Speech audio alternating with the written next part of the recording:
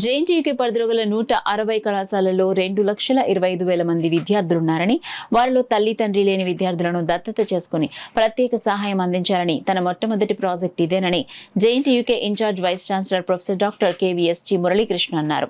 జేఎన్టీయూకేలోని BC ఛాంబర్లో ఆయన మీడియాతో మాట్లాడుతూ తాను చేయబోయే మంచి కార్యక్రమం గురించి వివరించారు. అలాగే యూనివర్సిటీ క్యాంపస్ ను గ్రీనరీగా చేయాలనేది తన కోరికన్నారు. ఇన్ఛార్జ్ వీసీగా తన నియామకానికి సహకరించిన వారందరికీ కృతజ్ఞతలు తెలియజేశారు.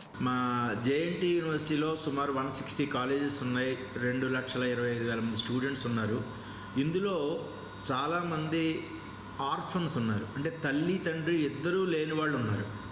నేను ఏమనుకుంటానంటే ఈ ఆర్ఫన్స్ స్టూడెంట్స్ ఎవరైతే జేఎన్టీలో చదువుతున్నారో ఈ స్టూడెంట్లందరి కోసం ఒక వాట్సాప్ గ్రూప్ క్రియేట్ చేసి వీళ్ళకి ఏమైనా ప్రత్యేకంగా మనం ఏమైనా చేయగలమా అనే యాంగిల్లో ఒక ఫ్యామిలీ లాగా ట్రీట్ చేసి వీళ్ళని ఏమైనా మనం అడాప్ట్ చేసుకుని, అవసరమైతే ఒక రకమైనటువంటి అడాప్ట్ లాగా చేసుకుని వీళ్ళ కోసం మనం ప్రత్యేకంగా ఏమైనా చేయగలమా అనే ఉద్దేశంలో నాకు ఆలోచన ఉంది. దాన్ని నేను నా మొదటి ప్రాజెక్ట్గా చేస్తున్నాను.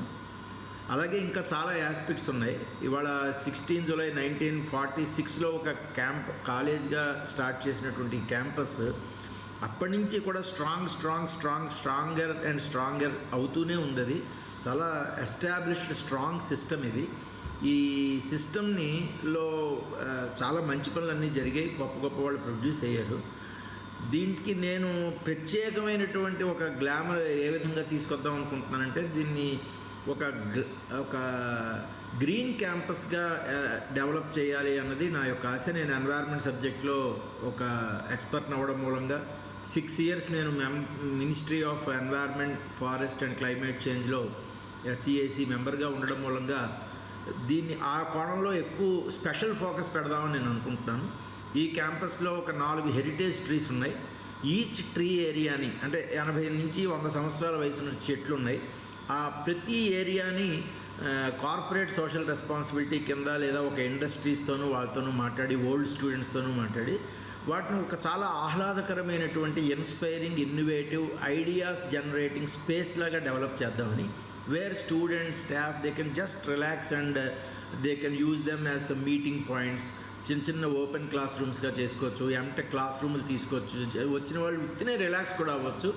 బట్ అది ఎలా ఉండాలంటే ఈ క్యాంపస్కి వచ్చిన వాళ్ళు ఎవరైనా సరే అక్కడ ఓ ఫోటోగ్రాఫ్ తీసుకుని తీరాలన్నమాట. అంత ఇన్స్పైరింగ్గా ఉండాలి ఆ ప్లేసెస్.